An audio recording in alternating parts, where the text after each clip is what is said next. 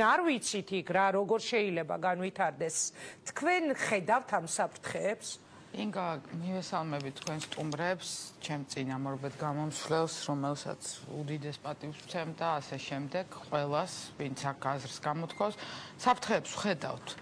მე ბოლოს თქვენთან სტუდიაში ვიყავი ბათუმის ამბებზე და საფრთხეს მაშინაც მართალ ბრძანებთ და მაშინაც ვხედავდი საფრთხეებს, საკუთარ ქვეყანას, საკუთარ თავს, საკუთარ მეგობრებს, დებს, ძმებს, ბიძაშვილებს. ბატონი ჯანსუღი მოძღვრავდა ეხლა და მას აქვს ამის უფლება, რომ ჩვენ გვითხრას. უფროსი ადამიანია, ჩვენ ესე გავიზარდეთ, რომ უფროსის პატივისცემით უნდა ვყოფილიყავით. წიგნი უნდა გვეკითხა, დღეს ვამბობდი, დასვენების დროც კი გქონდა გაწერილი. აქ შედან სტუდიაში ჩვენი სასახლელები, ლუკა არ მომატყუებინებს, ნახევარი გადაცემათ აქედან ვუღიმი. და ისინი არიან ჩვენი მოსწავლეები. ჩვენ სანამ არ მივეჩვევით, რომ განათლება, ინტელექტი, შრომა ჩვენ ქვეყანაში იქნება პრიორიტეტული, მანამდე გვექნება ძალიან ბევრი დრო და Facebook-ი იქნება არა საქმიანი სოციალური ქსელი, რომელშიდაც ბატონმიშა ალბათ უნდა გავავრცელოთ პირველ რიგში ინფორმაცია, გავცვალოთ და Instagram-ზე ავტვირთოთ ფოტოები. ბატონლადო, თქვენ სწორად ბრძანებთ, დღეში 2-3 წუთით შედიხარ იმისთვის, რომ ახალი ამბავი ვერ დაუწესებთ იქ ვინ როგორ უნდა მოიქცეს. მე იმაზე ნერვიულობ, რომ ამ ამბებიდან გამომდინარე, წეღა რეკლამის დროსაც საუბრობდი, ერთ მშვენი ერთ დღეს არ გვითხრან, რომ უნდა დაწესდეს ამ ქვეყანაში რაღაცა ზღვარი, რომლის იქითაც ვერ გადახვალ და მე შეიძლება ეს თუნდაც მოპრუნდეს.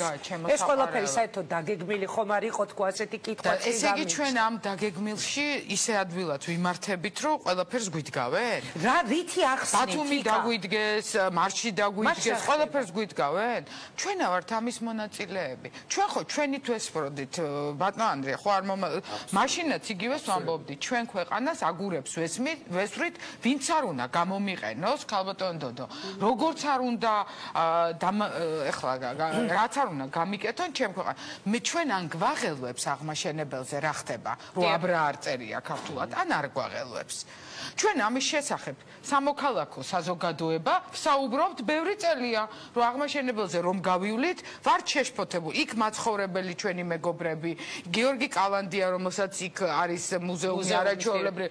ბევრი წელია ჩვენ ამ თემებზე ვსაუბრობთ და ეხლა გახდა მაინდა-მაინც პოლიტიკურად უნდა ანგაჟირებული გახდეს ეს თემები. თქვენ როგორ მიიღეთ ეს ყველაფერი? ძალიან ცუდად ვიღებ ზოგადად ესეთ რაღაცებს, იმიტომ რომ არსებობს მიყვარხართ ადამიანებო და მიყვარხართ იმიტომ რომ ძალიან ცოტა გვაქვს დრო იმისთვის რომ რაღაცეების სწრაფად უნდა ვაკეთოთ. სოფლიო წინ მიდის სხვა ნაბიჯებით, აი ბატონი ლადო ამბობდა ჩემზე ბევრად ჭკვიანი განათლებული ადამიანები ბრძანდებით რომ ამბობთ რომ წინ მიდის სოფლიო და ვეღარ ვეწევით განვითარებაში და განათლებაში და ტექნოლოგიაში ეს რომ ვეღარ ვეწევით სოფლიოს და ჩავიკეტეთ მოდით აი პირდაპირ დაგისვავთ კითხვას და ამისთან გადავა უმუშევრობა სოციალური პრობლემები იგივე განათლების პრობლემა ეს ყველაფერი ერთობლიობაში ამ აგრესიას იწვევს. ხო ეძებთ ხოლმე პერიოდულად თანამშრომლებს თქვენთვის. ხო რა თქმა უნდა. ჩვენც ვეძებთ ხოლმე პერიოდულად ვაკანსიებზე. ეხლა არ მითხრას არც ერთმა ადამიანმა, რომ ამ ქვეყანაში პოულობთ მაღალი კვალიფიკაციის, ან თუნდაც იმ კვალიფიკაციის, რაც გჭირდებათ ადვილად ესეთ თანამშრომლებს. წლები გადის და ერთი და იგივე ადამიანები ტრიალებენ და იმიტომ ტრიალებენ, მაპატიეთ, რომ მათი კვალიფიკაცია არის საჭირო და ძალიან დიდ ბოდიშს ვიხდი. არ ჯობს რომ განათლებას მეტი დრო დაუთმოთ? ნაკლებად ერთი ადამიანი არის მულტიფუნქციური. ქალბატონი რაღაცას მეუბნებოდით, რომ რომელიღაცა წლებში პროგრამას ვწერდი კომპიუტერულს თურმე, აი რეკლამის დროს მახსენებდა, არც მახსოვს რაზეა საუბარი. იმიტომ კი არა, რომ გენიალური ვარ, უბრალოდ მარტივად კარგად ვიცი ჩემი საქმე ინგა.